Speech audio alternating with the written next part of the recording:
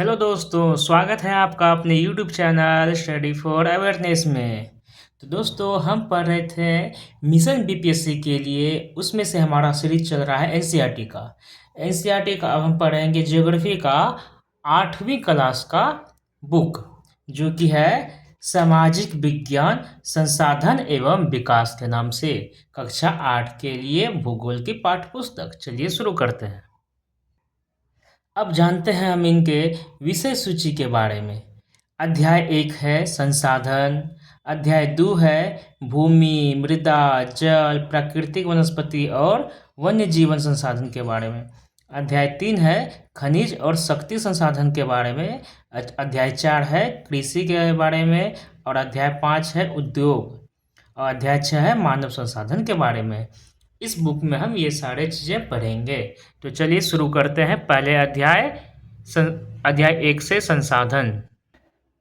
अध्याय 1 है संसाधन। इसमें जानेंगे कि संसाधन क्या है, ठीक ना। चलिए पढ़ते हैं। मोना और राजू अपना घर साफ करने में अम्मा की मदद कर रहे थे। इन सभी चीज़ों को देखो, कपड़े, बर्तन, अनाज, कंघा, शहद की बोतल, किताबें, इनमें से प्रत्येक उपयोगी है, मोना ने कहा। इसलिए ये महत्वपूर्ण है, अम्मा ने कहा। ये संसाधन है। संसाधन क्या है, अम्मा से राजू ने पूछा। अम्मा ने बताया, प्रत्येक वस्तु जिसका उपयोग आवश्यकताओं को पूरा करने के लिए किया जाता है, वही तो संसाधन है। प्रत्येक वस्तु जिसका उपयोग आवश्यकताओं को पूर्ति करने के लिए किया जाता है, वही तो संसाधन है। अपने चारों ओर देखिए और निरीक्षण कीजिए। आप संसाधनों के विविध प्रकारों को पहचानने में सक्षम होंगे। आप प्यास लगने पर जो जल पीते हैं, आप अपने घर में जिस विद्युत का उपयोग करते हैं, स्कूल से घर पहुंचने के लिए उपयोग किया गया रिक्शा, पाठ्यपुस्तक जिसका उपयोग आप अध्ययन के लिए करते हैं, ये सभी तो संसाधन है। आपके पिता ने आपके लिए नाश्ता तैयार किया है। उन्होंने जिन ताजी सब्जियों का उपयोग किया, वे भी एक संसाधन ही है। जल, विद्युत, रिक्शा, सब्जियां और पाठ्यपुस्तक सभी में कुछ एक जैसा क्या है, उसमें उनमें से सभी वस्तुओं का उपयोग आपके द्वारा किया गया है, इसलिए वे उपयोगी हैं। एक वस्तु अथवा पदार्थ की उपयोगिता अथवा प्रयोज्यता उसे एक संसाधन बनाती है। राजू अब जानना चाहता था कि कोई भी वस्तु संसाधन कैसे बनती है। अम्मा ने बच्चों को बताया, वस्तुएं उस समय संसाधन बनती है जब उनका कोई मूल्य होता है ना। वस्तु उस समय संसाधन बनती है जब उनका कोई मूल्य होता है।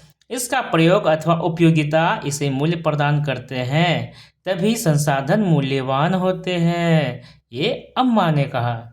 मूल्य का अर्थ या महत्व होता है। कुछ संसाधनों का आर्थिक मूल्य होता है, जबकि कुछ संसाधनों का आर्थिक मूल्य नहीं होता है।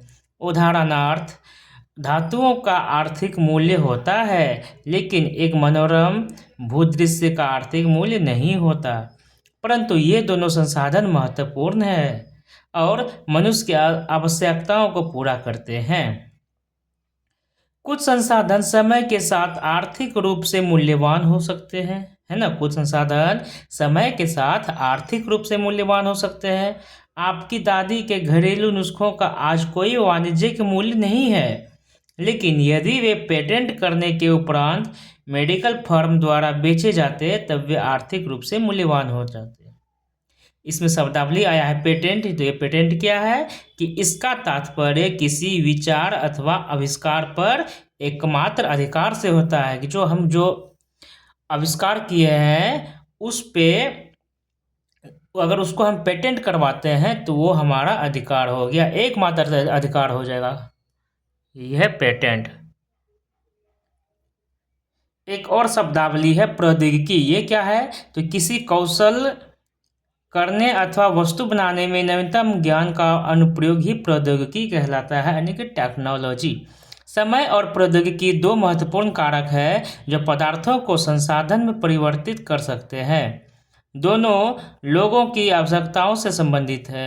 लोग स्वयं ही सबसे महत्वपूर्ण संसाधन हैं।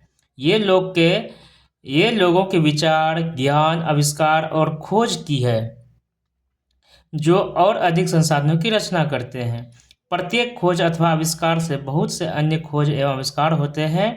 आग की खोज से खाना पकाने की पद्धति एवं अन्य प्रक्रियाओं का प्रचलन हुआ, जबकि पहिए के आविष्कार से अंततः परिवहन की नवीनतम विधियों का विकास हुआ। जल विद्युत बनाने की प्रौद्योगिकी ने तेजी से बहते जल से ऊर्जा उत्पन्न करके उसे एक महत्वपूर्ण संसाधन बना दिया। अब संसाधनों के प्रकार पढ़ेंगे। सामान्यतः संसाधनों को प्राकृतिक, मानव निर्मित और मानव में वर्गीकृत किया गया है। उसमें से हमारा पहला है क्या? प्राकृतिक संसाधन, है ना। प्राकृतिक संसाधन ये क्या होता है, चलिए जानते हैं। जो संसाधन प्रकृति से प्राप्त होते हैं और अधिक संशोधन के बिना उपयोग में लाए जाते हैं, वो प्राकृतिक संसाधन कहलाते हैं। जैसे वायु, जिसमें हम सांस लेते हैं, हमारी नदियाँ और झीलों का जल, मृदा और खनिज सभी प्राकृतिक संसाधन हैं। इन संसाधनों में से बहुत से प्राकृतिक के निःशुल्क उपहार हैं और सीधे ही उपयोग में लाए जा सकते हैं। कुछ परिस्थितियों में प्राकृतिक संसाधन का सबसे अच्छी तरह उपयोग करने के लिए औजारों और प्रौद्योगिकी की आवश्यकता हो सकती है। प्राकृतिक संसाधनों को विस्तृत रूप से नवीकरणीय और अनवीकरणीय संसाधनों में विभाजित किया जा सकता है। अब जानते हैं कि नवीकरणीय संसाधन क्या है। तो नवीकरणीय संसाधन वे संसाधन है जो शीघ्रता से नवीनीकृत अथवा पुनः पूरित हो जाए। इनमें से कुछ से असीमित है और उन पर मानवीय क्रियाओं का प्रभाव नहीं होता, है ना। और नवीकरणीय संसाधन किसको कहते हैं? जो शीघ्रता से नवीकृत हो जाए अथवा पुनः बन जाए। जैसे सौर और पवन ऊर्जा एक नवीकरणीय संसाधन का उदाहरण है। लेकिन फिर भी कुछ नवीकरणीय संसाधनों जैसे जल, मृदा और वन का लापरवाही से किया गया उपयोग उनके भंडार को प्रभावित कर सकता है। जल असीमित नवीकरणीय संसाधन प्रतीत होता है। फिर भी जल की कमी और प्राकृतिक जल स्रोतों का सूखना आज विश्व के बहुत से भागों में एक बड़ी समस्या है। ठीक है, अब देखते हैं अनवीकरणीय संसाधन। ये अनवीकरणीय संसाधन किसे कहेंगे? तो वे संसाधन जिनका भंडार सीमित है ना। वे संसाधन जिसका भंडार सीमित है उसे अनवीकरणीय संसाधन कहते हैं। भंडार के एक बार समाप्त होने के बाद उनके नवीकृत अथवा पुनः पूरित होने में हजारों वर्ष लग जाते हैं, लाखों वर्ष लग जाते हैं।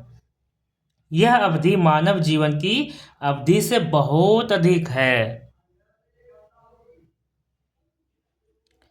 इस प्रकार के संसाधन अनवीकरणीय कहलाते हैं। जैसे कोयला, पेट्रोलियम तथा प्राकृतिक गैस इसके कुछ उदाहरण हैं। प्राकृतिक संसाधनों का वितरण भूभाग, जलवायु, ऊंचाई जैसे अनेक भौतिक कारकों पर निर्भर करता है। पृथ्वी पर इन कारकों में विभिन्नता होने के कारण संसाधनों का वितरण असमान है ना। एक शब्दावली आई है संसाधन का भंडार। ये क्या होता है? तो यह उपयोग के लिए संसाधन की उपलब्ध मात्रा होती है। चलिए अब हम पढ़ते हैं दूसरा, मानव निर्मित संसाधन। इससे पहले हम पढ़ रहे थे प्राकृतिक संसाधन, अब पढ़ते हैं मानव निर्मित संसाधन। कभी कभी प्राकृतिक पदार्थ तब संसाधन बन जाते हैं जब उनका मूल रूप बदल दिया जाता है। जैसे लौह अयस्क उस समय तक संसाधन नहीं था जब तक लोगों ने उससे लोहा बनाना नहीं सीखा था। लोग प्राकृतिक संसाधनों का उपयोग पुल, सड़क, मशीन और वाहन बनाने में करते हैं, जो मानव निर्मित संसाधन के नाम से जाने जाते हैं। प्रौद्योगिकी भी एक मानव निर्मित संसाधन है, इसलिए हम जैसे लोग प्राकृतिक संसाधनों का उपयोग करके मानव निर्मित संसाधन बनाते हैं। मोना ने समझाते हुए कहा, हाँ राजू। हाँ, राजू ने स्वीकृति में सिर हिलाया। चलिए अब पढ़ते हैं मानव संसाधन। ये तो हम पढ़ रहे थे मानव निर्मित संसाधन, अब पढ़ते हैं मानव संसाधन। लोग और अधिक संसाधन बनने के लिए प्रकृति का सबसे अच्छा उपयोग तभी कर सकते हैं जब उनके पास ऐसा करने का ज्ञान कौशल हो। एक शब्द है ना यहाँ पे है, क्या आप जानते हैं? नहीं तो चलिए पढ़ते हैं कि मानव संसाधन से तात्पर्य लोगों की संख्या और योग्यता यानी कि मानसिक तथा शारीरिक से है। यद्यपि मानव को संसाधन मानने के संदर्भ में लोगों में मतभेद है। इतना होते हुए भी इस तथ्य से इनकार नहीं किया जा सकता कि मूलतः मनुष्य की कुशलता ही भौतिक पदार्थ को मूल्यवान संसाधन बनाने में सहायता करती है। तो मानव संसाधन किसे कहते हैं? इससे तात्पर्य यह है कि लोगों की संख्या और योग्यता से है कि लोगों की संख्या कितनी है और उसकी एफिशिएंसी योग्यता क्या है, क्षमता क्या है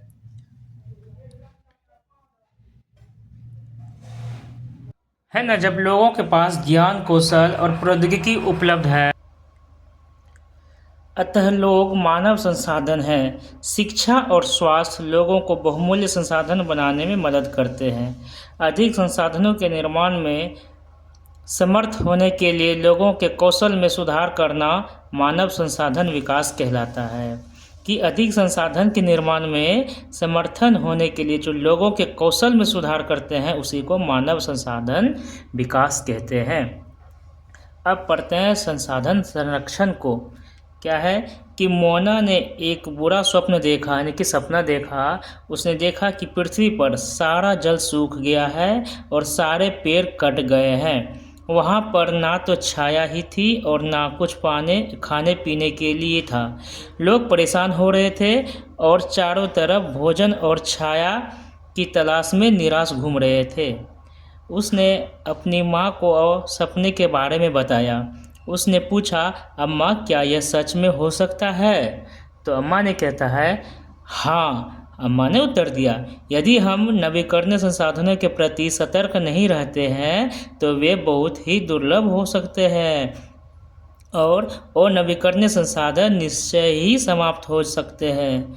राजू ने पूछा, हम इसके लिए क्या कर सकते हैं? बहुत कुछ, अम्मा ने उत्तर दिया। आप अपने दोस्तों से बात क्यों नहीं करते? संसाधन का सतर्कतापूर्वक उपयोग करना और उन्हें नवीकरणीय के लिए समय देना संसाधन संरक्षण कहलाता है। संसाधनों का सतर्कतापूर्वक जो उपयोग करना है और उन्हें नवीकरण के लिए समय जो देना है उसी को संसाधन संरक्षण कहते हैं। संसाधनों का उपयोग करने की आवश्यकता और भविष्य के लिए उनके संरक्षण में संतुलन बनाए रखना सतत पोषणीय विकास कहलाता है। संसाधनों के संरक्षण के अनेक तरीके हैं। प्रत्येक व्यक्ति उपभोग को कम करके वस्तुओं के पुनःचक्रण और पुनः उपयोग द्वारा योगदान दे सकता है। अंततः यह एक विभिन्नता बनाता है क्योंकि सभी जीव एक दूसरे से जुड़े हुए हैं।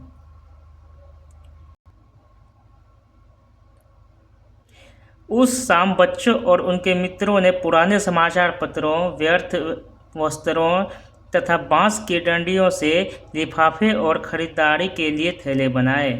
मोना ने कहा, हम इन वस्तुओं में से कुछ वस्तुएं उन परिवारों को देंगे जिन्हें हम जानते हैं। मुस्तफ़ा ने कहा, अपने संसाधनों को बचाना और हम अपनी पृथ्वी को सजीव रखना यह एक बहुत अच्छा कार्य है।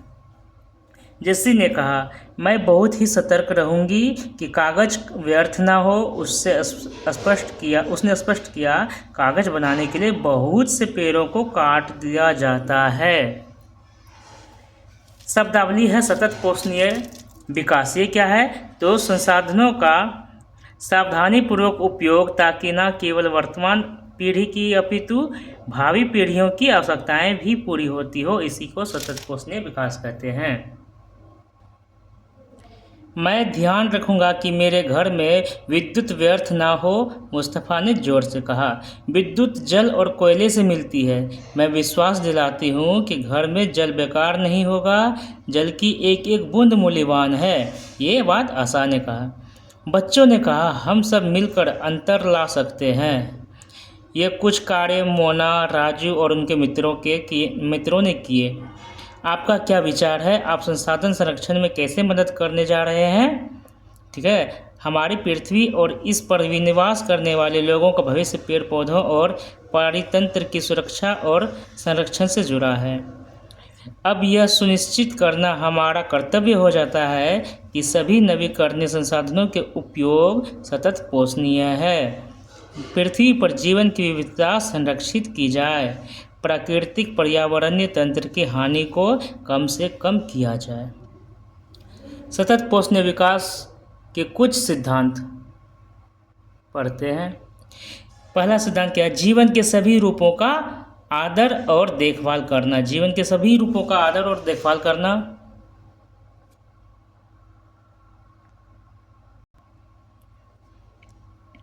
मानव जीवन की गुणवत्ता को बढ़ाना, पृथ्वी की जीवन शक्ति और विविधता का संरक्षण करना, प्राकृतिक संसाधनों के ह्रास को कम से कम करना। दूसरा है, और नेक्स्ट क्या है?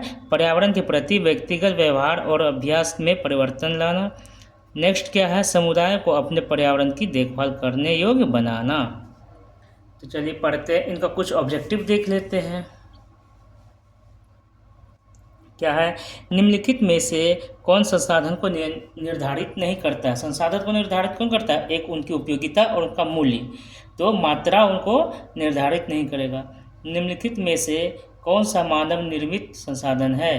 कैंसर उपचार का औषधियाँ या झरने का जल या उष्णकटिबंधीय वन, तो ये सब प्राकृतिक है। कैंसर उपचार का औषधि जो है ये मानव निर्मित संसाधन है। कथन पूरा कीजिए। और नवीकरणीय संसाधन देश और क्या होते हैं? सीमित भंडार वाले होते हैं, या मनुष्यों द्वारा निर्मित होते हैं, या निर्जीव वस्तुओं से उत्पन्न होते हैं। तो अनवीकरणीय संसाधन सीमित भंडार वाले होते हैं। तो इस प्रकार हमारा यह चैप्टर समाप्त हुआ। अब मिलते हैं आपसे अगले चैप्टर में।